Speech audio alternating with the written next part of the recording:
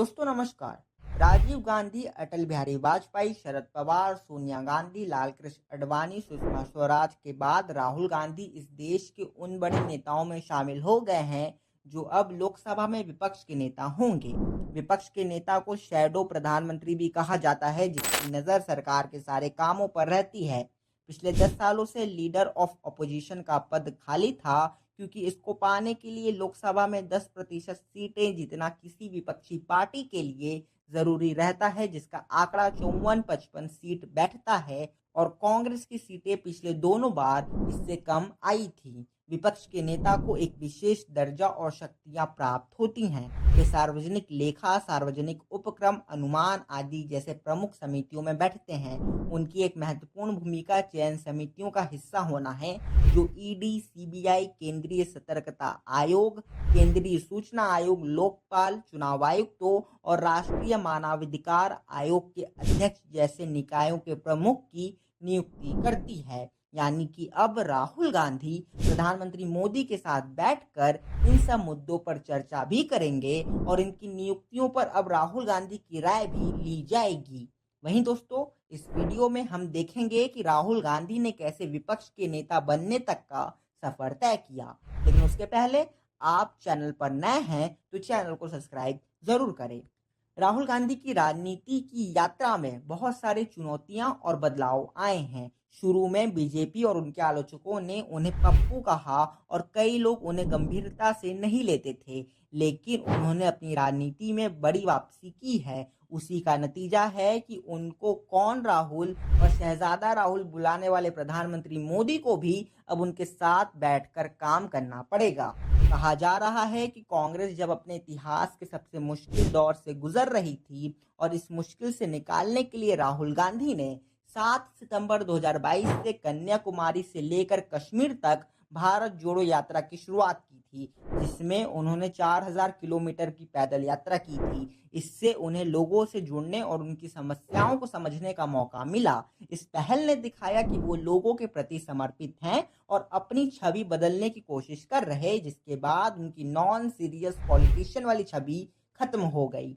हालांकि उन्हें कानूनी समस्याओं का लगातार सामना करना पड़ा और गुजरात के सूरत में एक अदालत ने उन्हें मानहानि के लिए 2 साल की सजा सुनाई, लेकिन राहुल गांधी ने हार नहीं मानी। वो लड़ते रहे। चुनाव में जातीय आधारित जनगणना, संविधान की रक्षा और बेरोजगारी, महंगाई जैसे मुद्दों को उठाकर उन्होंने आखिरकार कांग्रेस को जिंदा और खुद को साबित कर ही दिया।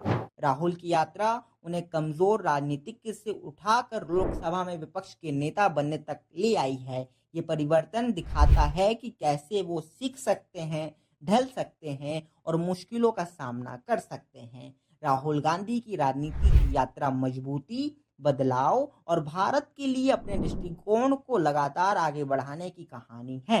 वहीं दोस्तों, लोकसभा चुनावों के तुरंत बाद राहुल गांधी ने एक्शन लेना शुरू कर दिया और इशारों इशारों में बता दिया कि अब वो इस बार विपक्ष के नेता होंगे।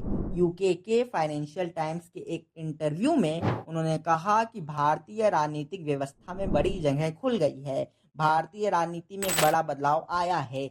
संख्या इतनी नाजुक है कि थोड़ी सी भी गड़बड़ी से सरकार गिर सकती है। राहुल गांधी ने कहा कि प्रधानमंत्री मोदी की टीम में बहुत असंतोष है और उन्होंने इशारा किया कि कुछ लोग पार्टी छोड़ सकते हैं।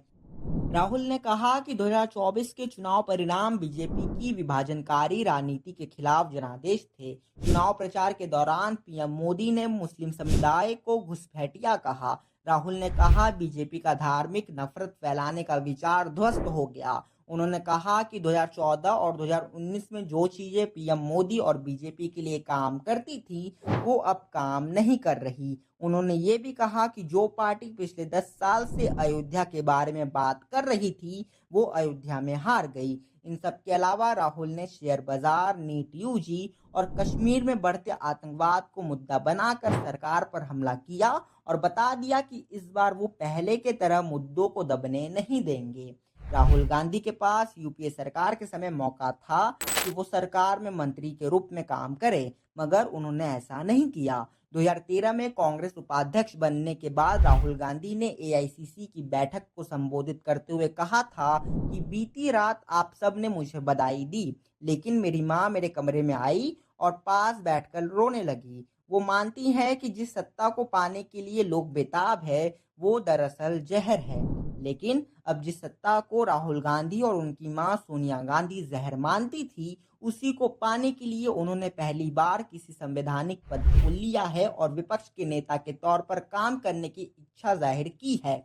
मगर राहुल गांधी ने ये भी बताया कि वो गरीबों के लिए काम करना चाहते हैं, इसलिए जब उन्होंने विपक्ष के नेता के तौर पर पहला भाषण दिया, तो उन्होंने ओम बिरला के फिर से लोकसभा स्पीकर बनने पर बधाई देते हुए कहा कि जाहिर है कि सरकार के पास राजनीतिक शक्ति है, लेकिन विपक्ष भी भारत के लोगों की आवाज का प्रतिनिधित्व कर रहा है। इस बार विपक्ष भारत के लोगों की आवाज का प्रतिनिधित्व ज्यादा दमदार तरीके से कर रहा है।